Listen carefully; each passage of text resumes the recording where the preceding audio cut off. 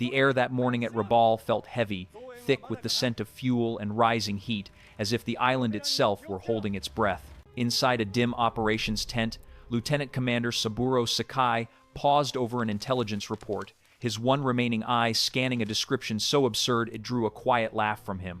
A new American fighter, they claimed, massive, overbuilt, almost comically heavy.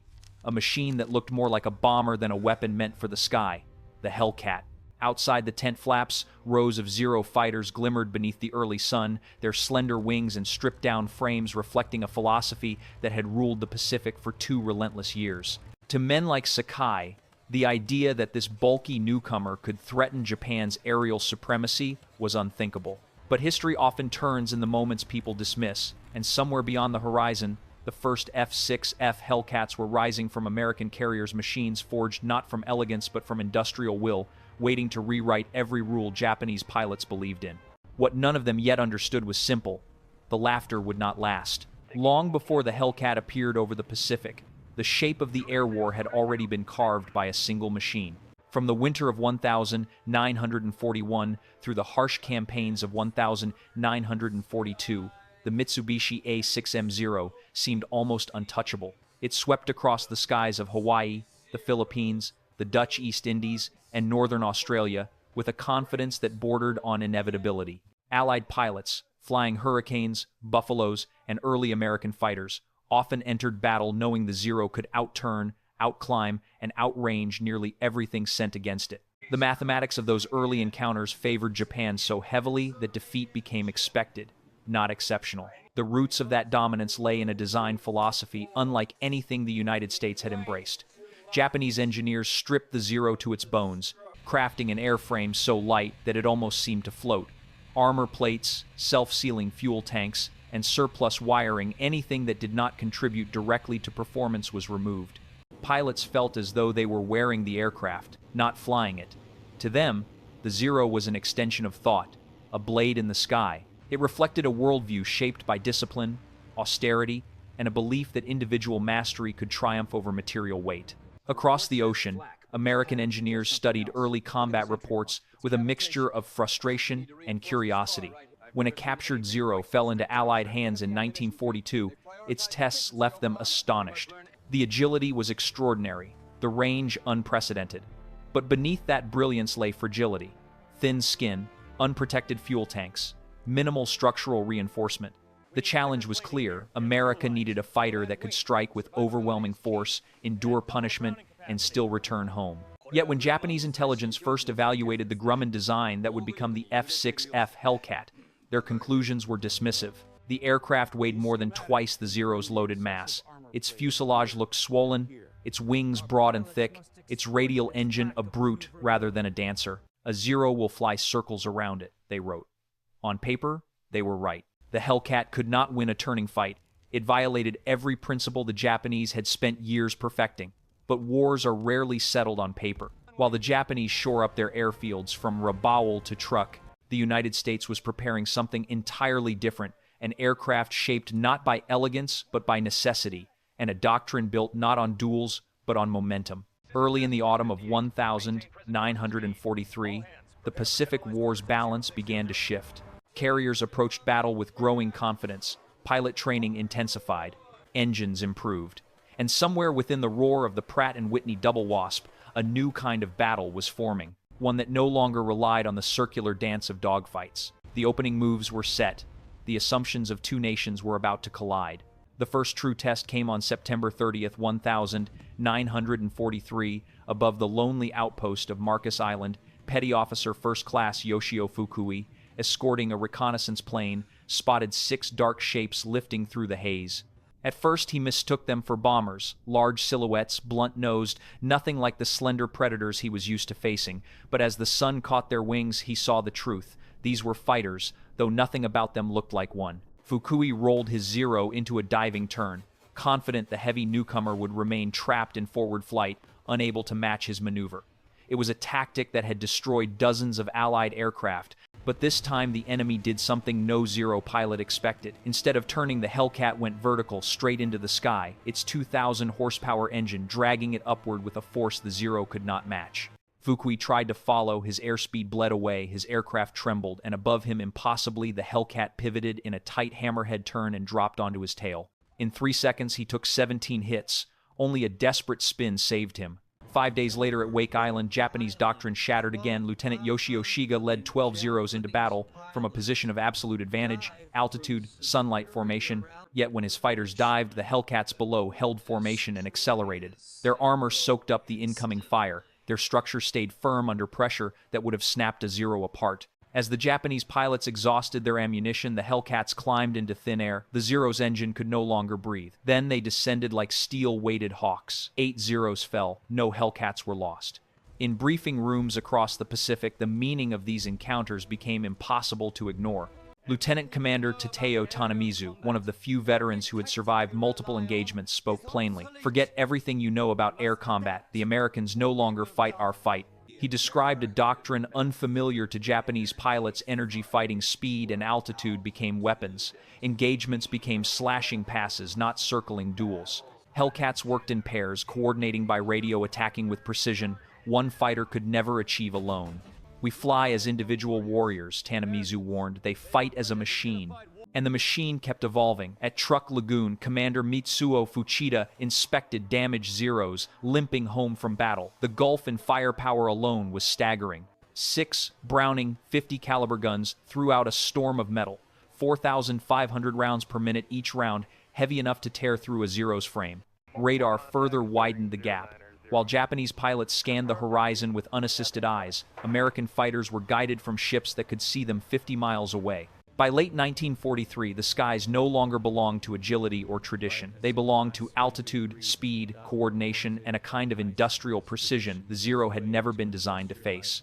The peak of air combat was shifting, and the shift was irreversible. By early 1944, the strength of Japanese naval aviation was no longer measured by victory ratios, but by what had been lost. The pre-war training pipeline, once the most demanding in the world, had collapsed under the weight of attrition. Veteran pilots were gone, consumed in battles they had once dominated. The new replacements arrived with barely 200 hours in the cockpit, many with less than half that. Some trained in gliders, some had never fired their guns in flight. They were sent into a sky where the margin for error had vanished. The unraveling became undeniable in October 1944 during the Battle of Formosa. Japan believed it had struck a crushing blow. Dozens of American carriers and battleships, supposedly sunk, hundreds of aircraft destroyed. Pilots returned to cheering crowds and celebratory headlines. But when gun cameras were developed and reconnaissance reports reached headquarters, the truth was stark. American losses were modest, Japanese losses were ruinous, more than 300 aircraft, and the last concentration of truly experienced pilots. One veteran, Lieutenant Sadaki Akamatsu, described the horror with painful clarity. "The Hellcats were waiting at every altitude. No matter where we climbed or where we dove, they were there." The real reckoning came months earlier, on June 19, 1944, over the Philippine Sea. The Japanese Navy committed its rebuilt carrier force in the hope of a decisive battle. Against them stood Task Force 58-15 carriers and nearly 1,000 aircraft, many of them F6F Hellcats. American radar detected the incoming Japanese strike at 150 miles. Controllers vectored Hellcat squadrons into perfect interception paths, stacked by altitude, positioned with the sun behind them. What followed would be remembered as the Great Marianas Turkey Shoot. In 12 minutes 42, Japanese planes fell from the first wave alone. By dusk, more than 300 Japanese aircraft had been destroyed, American losses 30. The collapse deepened at Leyte Gulf 4 months later. 7 Hellcats from the USS Essex, led by Commander David McCampbell, intercepted a formation of 60 Japanese aircraft. In 90 minutes, McCampbell scored 9 victories, his wingman Roy Rushing downed 6 more. Not a single Hellcat was lost. It was a moment that captured the total reversal of air superiority, 7 aircraft routing 60. But even statistics fail to capture the human cost. By 1945, pilot training in Japan had withered to 40 or 50 total hours. Kamikaze pilots, boys barely out of school, received as little as a week of instruction. At Okinawa, the desperation reached its peak. Nearly 2,000 kamikaze sorties were launched against the American fleet. Hellcats, now veterans of a dozen campaigns, rose again and again to meet them. They intercepted roughly 80%. The rest slipped through in smoke and flame. When the battles quieted and the seas calmed, The consequences were unmistakable. A force once feared across the Pacific had been ground down to fragments, broken not only by superior machines, but by a system that could outbuild, outtrain, and out-endure anything Japan could sustain. To the United States, the Hellcat's ascent was more than a technological victory. It was confirmation that a new philosophy of warfare had taken hold. American commanders understood early that the Pacific Air War would not be won by individual brilliance, but by a system capable of sustaining pressure across thousands of miles. The F6F was the embodiment of that idea, a machine engineered not to outdance its opponents, but to survive, strike, and return in numbers too great to ignore. From the American perspective, the transformation was profound. Radar allowed carriers to see threats long before their pilots did. Ground controllers directed fighters with a precision that made interception almost routine. Pilot training emphasized repetition, discipline, and energy tactics rather than the personal flair celebrated in traditional dogfighting cultures. Where Japan relied on the heroism of a shrinking elite, the United States built an assembly line of competence. Thousands of pilots were trained to the same standard flying aircraft, built to the same tolerances, guided by a doctrine that minimized individual risk while maximizing collective lethality. Globally, observers saw something larger than a single aircraft prevailing over another. They saw the arrival of industrialized air warfare, an approach that fused technology, logistics, training, and doctrine into a single instrument of national power. Even Allied analysts who admired the Zero's beauty and agility admitted privately that such machines belonged to a fading era. The future rested with aircraft like the Hellcat, which turned air superiority into something that could be planned, measured, and reproduced. For Japan, the contrast was devastating. The Zero represented a world in which the individual warrior mattered most, where mastery of craft could overcome material disadvantage.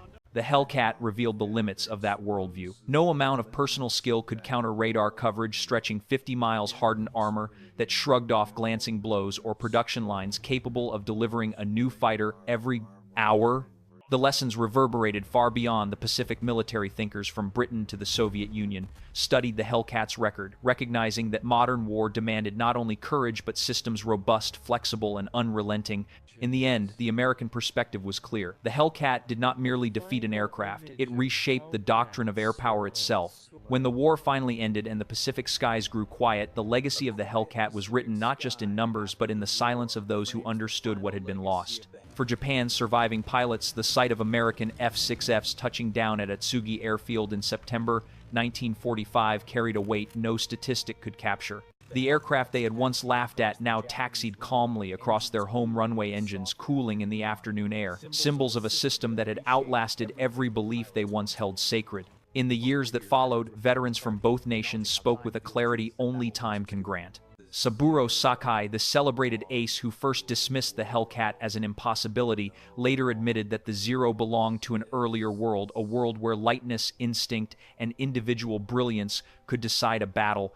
The Hellcat belonged to the future. It proved that air power in the industrial age would be governed by endurance training, coordination, and the ability to protect the lives of those who fought. The aircraft did not simply defeat opponents. It protected its pilots, carried them home, and allowed them to fight again. That too was a form of strength. The lessons endure. The Zero showed what mastery of craft could achieve. The Hellcat showed what mastery of systems could overcome. Together they form a reminder that courage alone cannot outweigh technology, and that nations which fail to adapt to the changing nature of war risk repeating the miscalculations of the past. It is a question that still echoes today in a world shaped by rapid innovation. Are we prepared for the next shift in power? For those watching now, the story of these two aircraft is more than a tale of machines. It is a reflection on leadership, adaptation, and the cost of believing that yesterday's victories will guarantee tomorrow's success. If you value the lessons history leaves behind and the stories of the men who carried them into the sky, consider joining us as we continue exploring the battles, decisions,